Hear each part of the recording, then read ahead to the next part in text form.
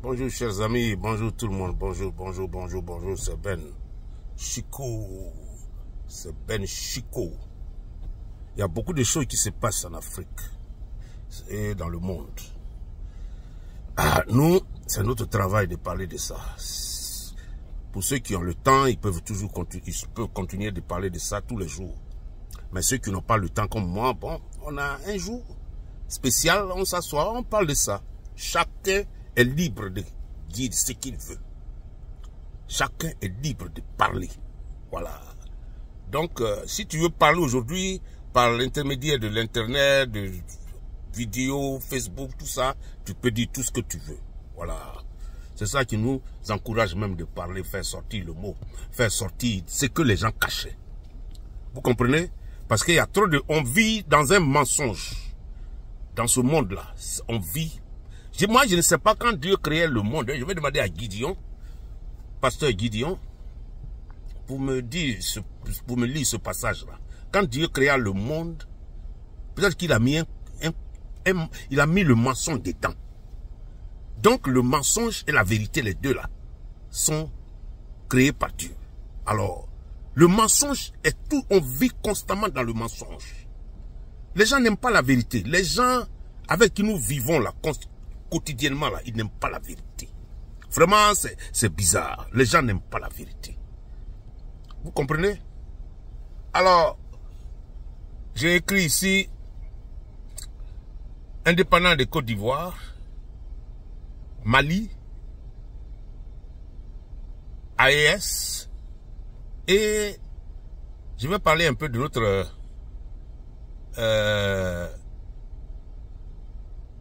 notre coin où nous sommes là. C'est-à-dire ici même, je vais parler un peu, ça fait 1 minute quoi. Je vais donner 1 minute de commentaire sur ce que je vois ici aux États-Unis. Voilà. Donc, ce qui est temps, le mensonge dont j'ai parlé tout à l'heure, c'est l'indépendance de la France en Côte d'Ivoire. Voilà. Parce que, soyons clairs entre nous, la Côte d'Ivoire n'est pas célébrée. La Côte d'Ivoire n'a pas célébré son indépendance. La Côte d'Ivoire célèbre la France en Côte d'Ivoire. Vous comprenez? La Côte d'Ivoire célèbre la France. Je ne sais pas comment les gens y sont.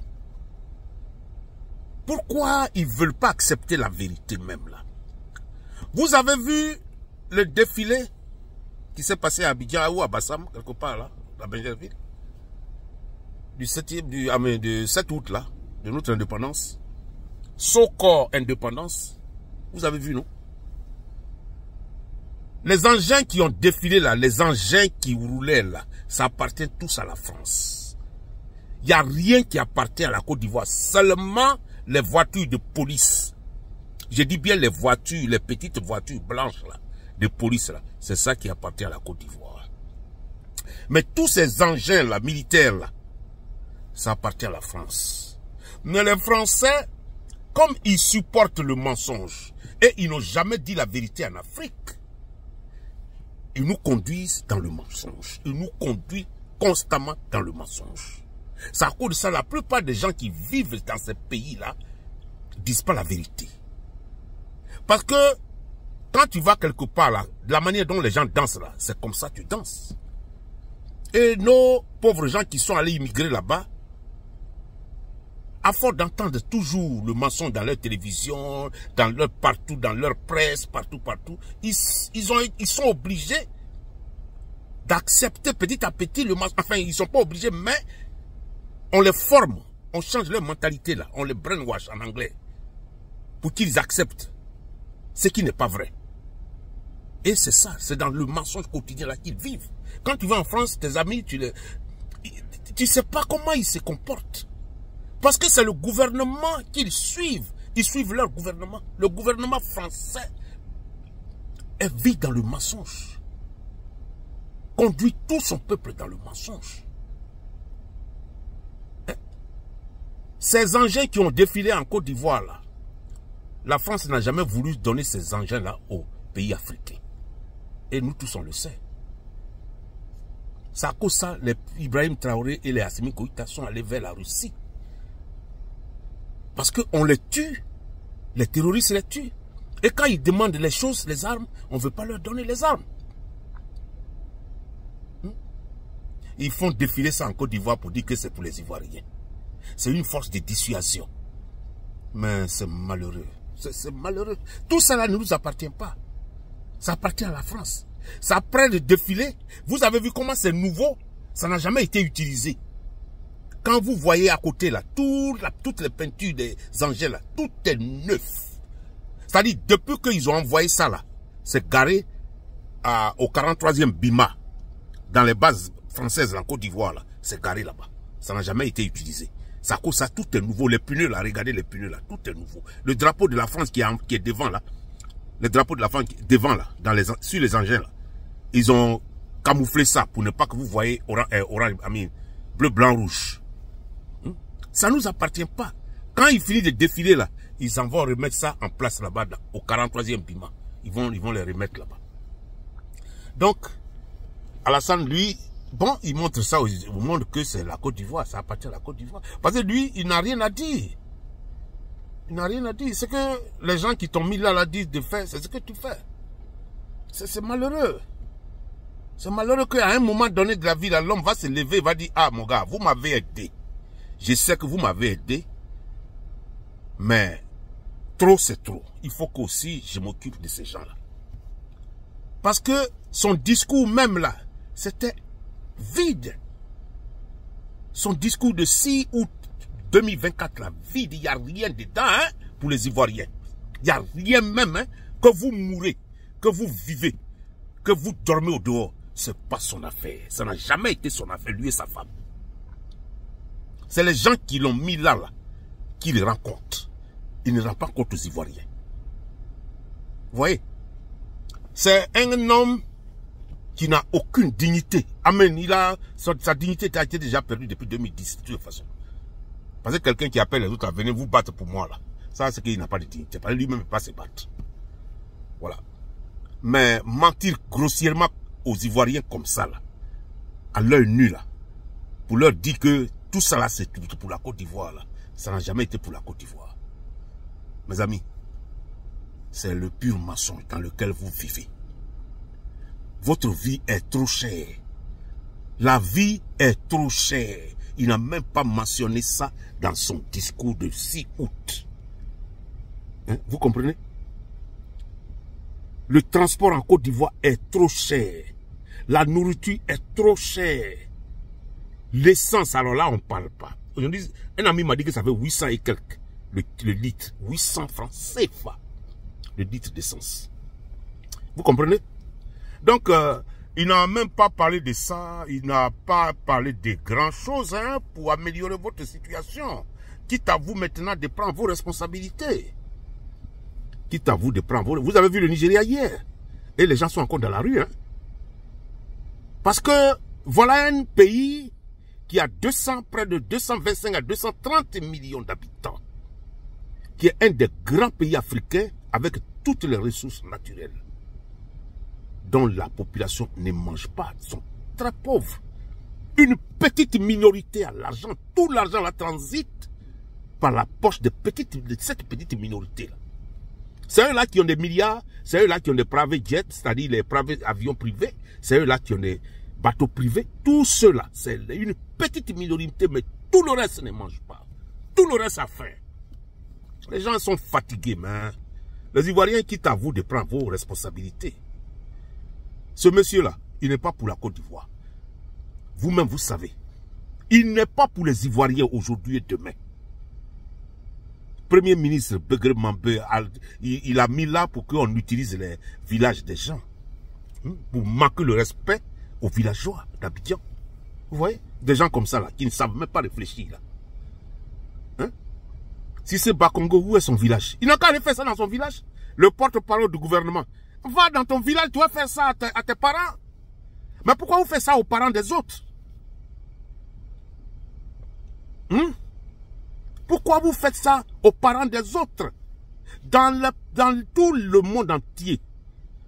Moi, où j'ai visité là, très souvent, les pays que vous dites développés là, ces pays-là, Il y a les villages dans les villes, hein. Ça c'est la vérité. Il y a des villages. Les gens qui ont gardé leur tradition, ça existe dans les villes.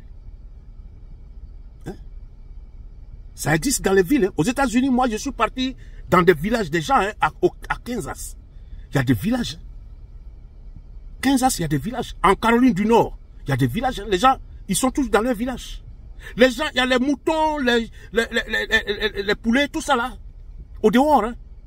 Il y a des villages, les gens qui ont gardé leur tradition.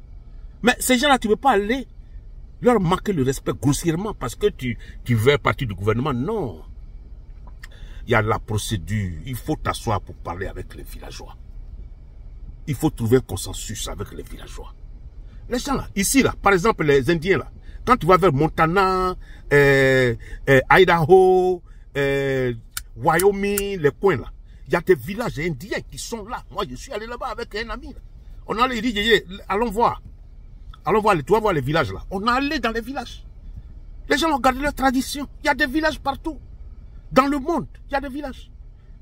Dans les grandes villes, il y a des villages. Les gens ont gardé leur tradition. Hein? Les gens ont gardé leur tradition. Donc, les Sissé Bakongo n'ont qu'à aller faire ça à leurs parents dans leur village, là où ils sont nés. Hein? Alassane, tout ça, ils n'ont qu'à aller faire ça ils n'ont qu'à aller faire ça à leurs parents, dans leur village, là. Ils n'ont même pas de village, ils ne savent même pas que dans les villages, on respecte les villageois, le chef du village est respecté. Des faux types comme ça, là. On te met là, au lieu de dire au gouvernement, écoute les gars, voilà la procédure, voilà comment ça se passe dans les villages, voilà ce qu'il faut faire. On te met là, tu vends tes parents, un faux gars comme ça, là, des monstres comme ça, c'est eux là qui est premier ministre de Côte d'Ivoire. C'est une bande de mafia. Moi je vous dis, hein, ça là, le gouvernement de Côte d'Ivoire là, c'est une bande de mafia. Parce qu'ils n'ont aucun respect de la loi, hein, ces gars-là. Ils n'ont aucun respect de la loi. Ils mentent quotidiennement. Tous les jours, c'est fait pour eux pour mentir aux Ivoiriens. Mais les Ivoiriens, prenez vos responsabilités. La seule manière de prendre les responsabilités, c'est de sortir et protester. C'est tout. Ils n'ont qu'à partir. Chassez-les du pouvoir, ils n'ont qu'à partir. Parce qu'ils ne font rien pour améliorer votre situation. Ça, c'est la vérité aussi. Hein? Ils ne font rien pour améliorer votre situation, chers amis. Le gouvernement de Côte d'Ivoire, c'est un gouvernement qui vit dans le mensonge quotidien. Moi, je n'ai aucun respect de ces gens-là. Ils parlent gros français. Ça, les policiers appellent français longueur. Quand un policier t'arrête en Côte d'Ivoire, que tu parles trop français, il dit, ah, nous on n'est pas là pour les français longueur. Ils parlent français longueur pour rien. Et quand Ali Garasouba les appelle à la télévision, c'est les gars de, comment on appelle, RDR là, ils mentent en plus, ils supportent le mensonge. Tous ces jeunes là, ils supportent le mensonge parce que on les paye. Donc, en Côte d'Ivoire là, c'est difficile. Tous ces gars là qui défilent là, ils ne savent pas que c'est le mensonge. Ils ne savent pas où les Angèles viennent. D'où les Angèles viennent. Vous voyez? Alors, je vais fermer ce chapitre-là. Le Dramanistan, les mensonges de Draman Ouattara. Ah non, non, non, non, non. On aura tout vu dans ce monde-là. Parce que c'est en Afrique que les gens vivent dans le mensonge. Oh non, non, non, ça me fait mal. Ça me fait mal. C'est ça qui a révolté les Assimi Goïta. Oui. Le mensonge des Français, là, c'est ça qui a révolté les Assimi Goïta. Parce que eux, ce sont des militaires. Ils étaient sur le terrain. Assimi Goïta dit qu'on se bat. Avant de rentrer à Kidal, on était presque arrivé à Kidal. Les gens nous ont dit non, de ne pas rentrer à Kidal. Hein? Mais nous, on ne savait pas ce qui se passait. C'est eux là qui étaient les terroristes, qui aident les terroristes. C'est eux qui les arment, c'est eux qui font tout. Il dit, vous faites un pas de plus, chacun aura une balle dans la tête. C'est ça. Le gars a pleuré. Assimi Goïta a dit que j'ai pleuré. C'est comme ça, c'est ça qui les a révoltés. C'est ça qui les a révoltés. Vous n'êtes rien, vous êtes là en train de le critiquer. Non, c'est passé. Allez-y au front. Allez-y au front. Envoyez vos enfants au front, vous avez la gueule pour rien là. Hein? Les militaires là, ils savent pourquoi ils sont là. Ils savent pourquoi ils sont là. Parce que les Français sont des faux. Regarde, hier, ils ont attaqué le nord de Bamako, au nord du Mali. Ils ont attaqué, il y a eu une attaque, il y a eu beaucoup de femmes qui sont morts. Et les gens qu'ils ont arrêtés, il y a des passeports ivoiriens, il y a des passeports ghanéens, il y a des gens, enfin des Ivoiriens, des Ghanéens, des Sénégalais, des Français, des Américains, ils ont été tous arrêtés. Il y avait des tunnels et les gens ont bombardé. Quand les vecteurs burkinabés sont arrivés là-bas, ils ont bombardé les tunnels. Là. Ils ont fermé les tunnels. Les gens ne pouvaient plus sortir, ils ont été attrapés. Il y a beaucoup qui ont été attrapés. Hein? Vous voyez? Ça, c'est la CEDEAO qui a fait ça avec l'OTAN. C'est la CEDEAO. Ils disent qu'ils vont déstabiliser l'AES, mais c'est ça. C'est ça. Ils ont tué les gens au nord du Mali. Vous voyez? Condoléances à Assimi Goïta et à tout le monde au Mali. Condoléances. Franchement, on pleure tous avec vous. Parce que ce que les Français font là, vraiment, ce n'est pas bien. Mais ils vont quitter l'Afrique. Par tous les moyens. Ce qui est sûr, ils vont quitter l'Afrique. Ouais. Ils vont quitter l'Afrique. Ils vont quitter l'Afrique. Il y avait des Ukrainiens qu'on a attrapés aussi. Ouais. Ils font partie de ces soldats-là. Alors, les gars, je vais vous laisser comme je vais au boulot. Je vous aime bien. Passez une bonne journée. Mon nom c'est Ben Chiko. Je vais vous laisser, c'est pas... Il y a beaucoup de choses. Mais je voulais parler aussi des États-Unis ici, là. Mais je ne sais pas si j'ai le temps. Une minute. C'était pour juste parler des candidats. De la femme, quand on dit qu'elle est noire, là. Moi, je ne sais pas son côté, quel côté qui est noir. Moi, je veux qu'on me dise le côté noir de cette femme. C'est tout. Parce que c'est une femme qui a toujours réclamé les valeurs indiennes.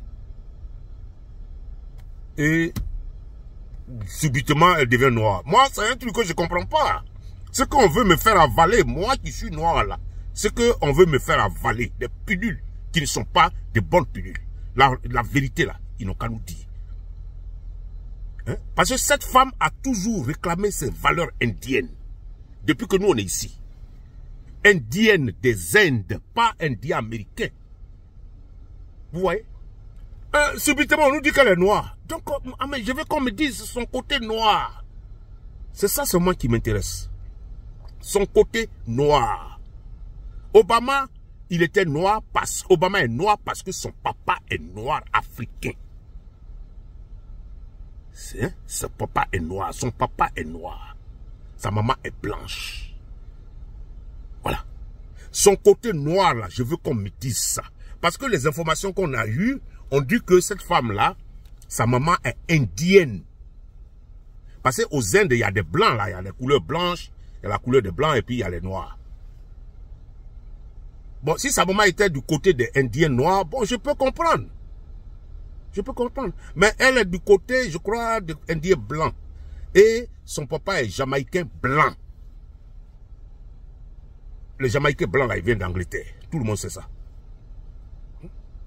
Donc, son côté noir, là, vraiment, c'est ce que je ne comprends pas. Voilà, c'est ça que je voulais demander. Si on peut m'expliquer son côté noir, là, quelqu'un peut me dire son côté noir, je suis d'accord. Je suis partant, je n'ai pas de problème avec ça. Allez, ciao. Mon nom, c'est Ben. Assimi Goïta, condoléances, hein. Condoléances à tous les Maliens, à tous les Famas, là, condoléances. Allez, ciao, ciao. Mon nom, c'est Ben Chiko. Partagez, s'il vous plaît. I see you guys later. And stop lying. You guys lie so much. I don't know why. But all the African government are liars. They lie to their people every day. They lie to their constituents. They lie to anybody who wanted to listen to whatever they have to say. They are liars. The government of Ivory Coast and the government of Nigeria lie to their people every day. They steal money. They steal their money. They steal money and everybody in the country is poor. A lot of people don't even have food to eat, put on the table. And there is a people with a private jets. There is a people with billions of dollars. And in the whole country, 99.9% 99.9% of the people is suffering. 99.9% of people in Nigeria are suffering. Guys, I support you guys. Stay on the street till you get a good answer for your problems. And he's gonna go the same. It will be the same for the Ivory Coast. Because Ivory Coast government is lying to the people in Ivory Coast. Constantly in lie. Constantly liars. They never tell the truth to their people. So I support Nigerians people outside. The people can continue protesting till they have a good answer from their government. Corrupt government. There's corruption going on everywhere in Africa. We don't know what to do. But this corrupt government. And those corrupt government are supported by the European Union. Those corrupt government are supported by French government. They support the corrupt government. Because they all come together to steal the money. Oh man, I don't know, I'm getting upset. So let me stop right there. I don't want to go on. Let me stop right there. My name is Ben. I'll talk to you guys later. Ciao, ciao, ciao, ciao. Bye.